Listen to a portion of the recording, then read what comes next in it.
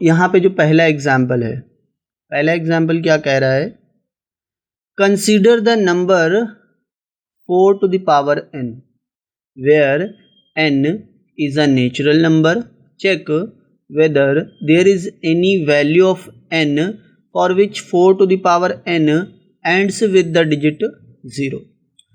अब ये एग्जाम्पल हमें क्या कहता है, इस एग्जाम्पल में हम अपना जो टॉपिक हमने पढ़ा है फंडामेंटल थ्योरम ऑफ अर्थमेटिक्स, उसको अब हम इस पे अप्लाई करेंगे। देखिए जो भी क्वेश्चन आएंगे इस चैप्टर में वो हमारे पढ़े हुए टॉपिक से रिलेटेड होंगे, तो आपको टॉपिक्स को रिलेट करना होगा क्वेश्चन से, तभी आपको क्वेश्चन अच्छे से समझ में भी आएगा और आप उसको जल्दी सॉल्व भी कर पाएंगे। अब इसमें क्या बोल रहा है कि हमारे पास कोई नंबर है 4 और उसकी पावर है n, और ये जो n है वो कोई नेचुरल नंबर है, मतलब 1 से लेकर के इन्फिनिटी तक आने वाला कोई एक नंबर है। अब यहाँ पर ये बोला गया है कि अगर हम n के प्लेस पर कोई नंबर रखते हैं, फॉर एग्जांपल यहाँ पर हम n के प्लेस पर 1 रख दें, या n के प्लेस पर 2 रख दें, या n के प्लेस पर 3 रख दें, ठीक है, तो जो 4 की वैल्यू है, 4 की अपनी एक वैल्यू आएगी, 3 रखने पर 4 की वैल्यू आएगी 64, 2 रखने पर 4 की वैल्यू आएगी 16, और 1 रखने पर 4 की वैल्यू 4 ही रहेगी। तो इसका मतलब क्या है कि n के प्लेस पर कोई नंबर रखने पर 4 की अलग अलग वैल्यू आ रही हैं। तो क्वेश्चन ये है कि अगर हम मान लीजिए n के प्लेस पर कोई नंबर रख रहे हैं, तो क्या कोई ऐसा नंबर है जो n के प्लेस पर रखे और 4 की वैल्यू 0 पर एंड हो। तो ये अब हम लोग कैसे पता करेंगे या प्रूव करेंगे, तो इसको पता करने के लिए बिल्कुल सिंपल सा एक तरीका है। पहले हम ये देखेंगे कि जो नंबर्स हैं हमारे पास जिनके एंड में 0 आता है, उनका प्राइम फैक्टर कैसा होता है, ठीक है। फिर उसी के बेस पर हम 4 को बताएंगे कि क्या n की कोई ऐसी वैल्यू हम यहाँ पर लिखें जिससे कि इसकी 4 की वैल्यू जो है वो 0 पर एंड हो। तो ऐसी कोई वैल्यू हो सकती है या नहीं, ये हम लोग बता पाएंगे। तो चलिए हम यहाँ पे कुछ एग्जाम्पल ले लेते हैं। ये सारी चीज़ें रफ वर्क हैं, समझाने के लिए यहाँ पे मैं राइट कर रहा हूँ। अब देखिए यहाँ पे मैंने क्या लिया है, 10 एक नंबर है जो 0 पर एंड हो रहा है, 70 एक नंबर है जो 0 पर एंड हो रहा है। आप कोई भी नंबर एज्यूम कर सकते हैं। मैंने यहाँ पे छोटे छोटे नंबर्स लिए हैं, जैसे 90 हो गया, 100 भी ले लेते हैं, ठीक है।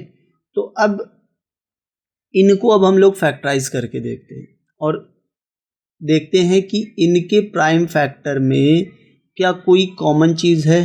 तो सबसे पहले ये 2 से डिवाइड हो जाएगा 10, फिर 5 से डिवाइड हो जाएगा, बचेगा हमारे पास 1।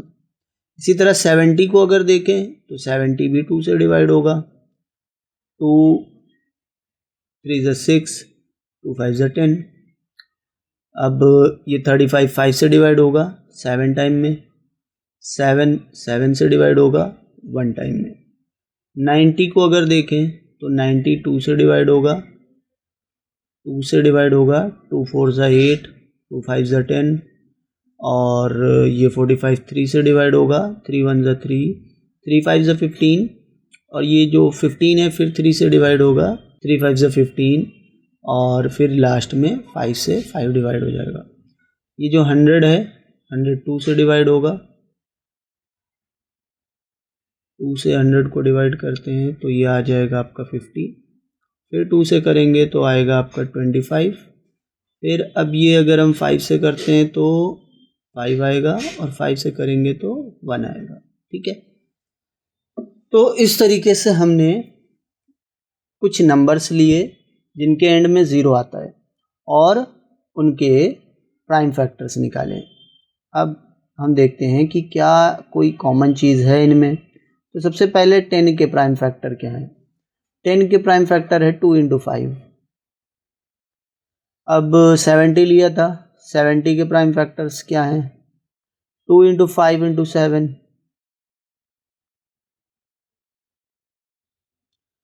90 लिया था, 90 में भी देख लेते हैं।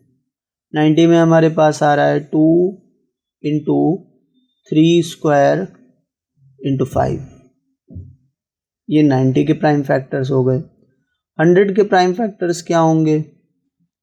2 स्क्वायर इंटू 5 स्क्वायर। ओके, तो अब इस तरह से हमारे पास जितने भी प्राइम फैक्टर्स हैं नंबर्स के, उन सब के अंदर 2 इंटू 5 कॉमन है, ठीक है, और उसकी कोई पावर है n या m। तो अब हम लोग कह सकते हैं कि अगर कोई नंबर 0 पर एंड हो रहा है तो उसके प्राइम फैक्टर में 2 to the power n into 5 to the power m होना बहुत ज़रूरी है। तो इसके बेस पर हम लोग बता सकते हैं कि वो नंबर n की किसी वैल्यू के लिए 0 पर एंड होगा या नहीं होगा। तो अब इस तरह हमने कुछ एग्जाम्पल्स की हेल्प से ये पता कर लिया कि जिन नंबर्स के लास्ट में 0 आता है वो नंबर के प्राइम फैक्टर्स में 2 की पावर समथिंग और 5 की पावर समथिंग होना बहुत ज़रूरी है। तो अब हम लोग क्या करेंगे? 4 के प्राइम फैक्टर्स करेंगे। तो 4 के प्राइम फैक्टर क्या होंगे? 2 2 ज़ा 4, 2 1 ज़ा 2। 4 के प्राइम फैक्टर्स हो जाएंगे 2 इंटू 2। तो यहाँ पे आप देख रहे हैं 4 के प्राइम फैक्टर्स में ओनली 2 है, जबकि अभी हम लोगों ने क्या देखा एग्जाम्पल में कि 2 इंटू 5 होना बहुत ज़रूरी है। अगर 2 इंटू 5 होगा प्राइम फैक्टर में तो वो नंबर 0 पर एंड होगा, अदरवाइज वो नंबर 0 पर एंड नहीं होगा। अब हम लोग इसका आंसर क्या लिखेंगे? We know that if a number ends with 0, यानी कोई नंबर अगर 0 से एंड हो रहा है, देन 2 इंटू 5 यानी 2 टू द पावर n और m to the 5 to the power m must be there in its prime factorization. यानी अगर कोई नंबर 0 पर एंड हो रहा है तो उसके प्राइम फैक्टराइजेशन में 2 इंटू 5 होना बहुत ज़रूरी है। लेकिन यहाँ पर prime factorization of 4 to the power n only 2 to the power n is present, यानी क्या है यहाँ पर? ओनली 2 है। Hence 4 to the power n will never end with the digit 0 for any value of n, यानी n की कोई भी वैल्यू के लिए ये जो आपका 4 की पावर n है वो 0 पर एंड नहीं होगा।